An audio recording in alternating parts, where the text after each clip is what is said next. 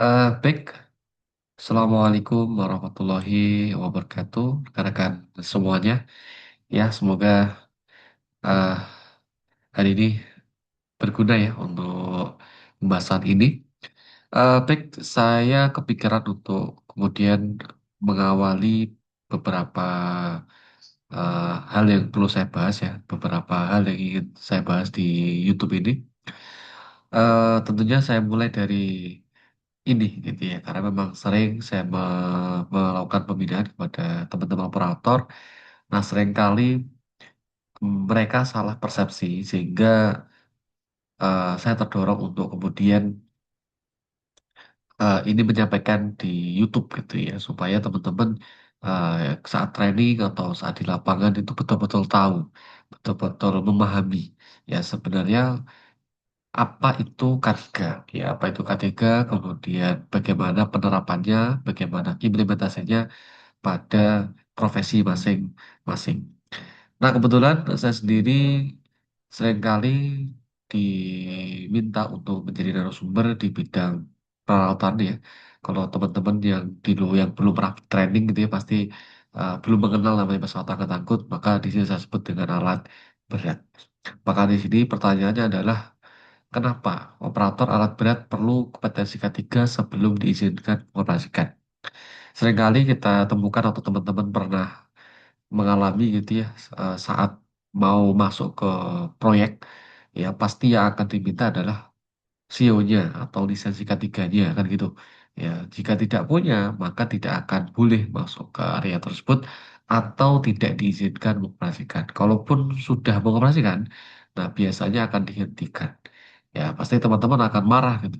Ini mempersulit pekerjaan saya ini. Ya, kemudian ini ini menghalangi rezeki saya kan gitu ya.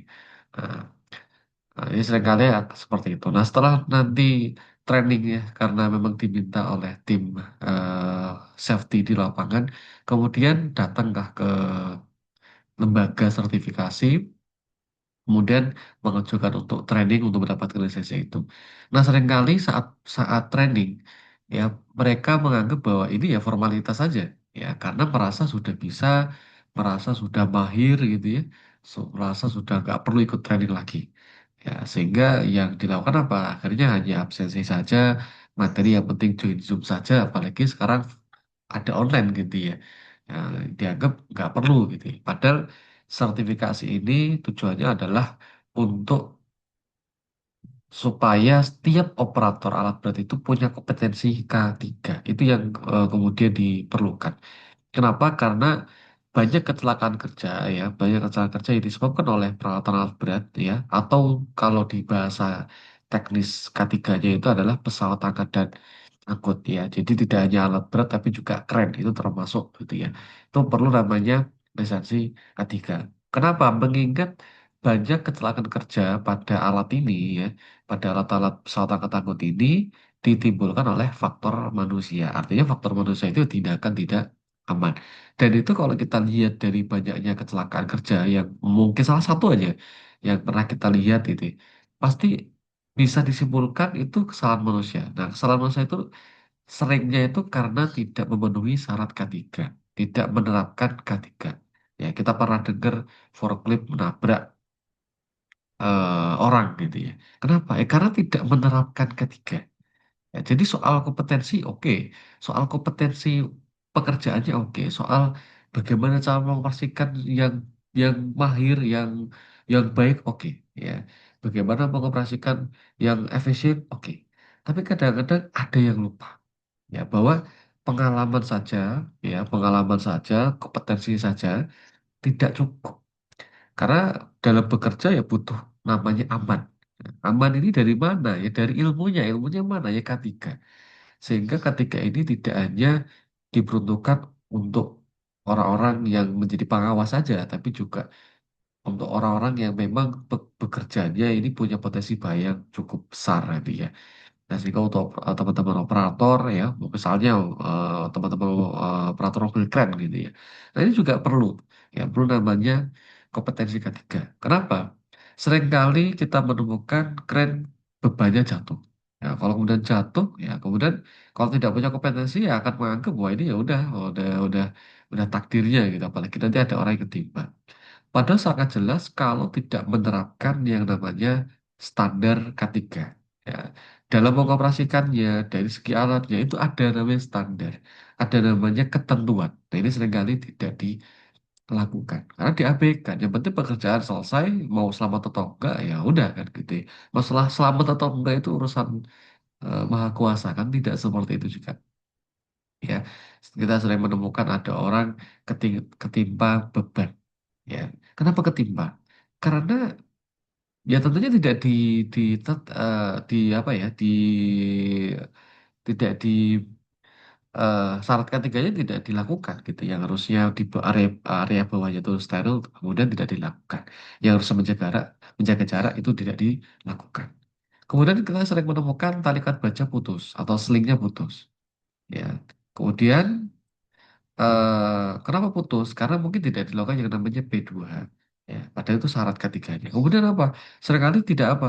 Tidak dipastikan kapasitasnya. Ini seringkali juga ditemukan seperti itu. Jadi salah satu syarat pengoperasian aman itu kan alat bantunya yang dipakai itu kan harus sesuai. Nah, yang dikatakan sesuai itu yang bagaimana? Ya, kapasitasnya, kapasitasnya itu harus lebih besar, harus lebih besar gitu ya, lebih besar daripada apa? Daripada berat beban yang diangkat. Gitu ya. Nah, seringkali kapasitasnya tidak diketahui, berat bebannya pun tidak diketahui.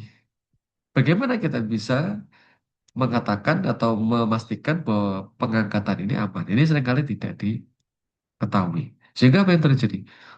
Krennya keterguling, ya, kemudian talinya putus dan sebagainya. Ini seringkali ditemukan. Ya kalau di forklift ya, ini yang sering sering mungkin umum terjadi gitu ya. Artinya yang paling banyak lah gitu ya. Teman-teman yang paling familiar. Misalnya kita menemukan forklift terguling, ya, kemudian forklift celaka dan sebagainya. Nah seringkali karena ini, ya. Padahal dalam pemasaran itu ada tahapan-tahapan yang harus dilakukan. Ya tidak boleh kemudian yang penting bekerja selesai. Ada ketentuan-ketentuannya. Ini seringkali tidak dimiliki. Nah jadi ini seringkali tidak dimiliki. Ya, karena tidak memiliki kompetensi ketiga sehingga tidak tahu apa bahayanya, apa resikonya, dan bagaimana mengendalikannya. Kalau bahayanya aja sudah tidak tahu, maka tidak akan mungkin tahu cara mengendalikannya, gitu ya.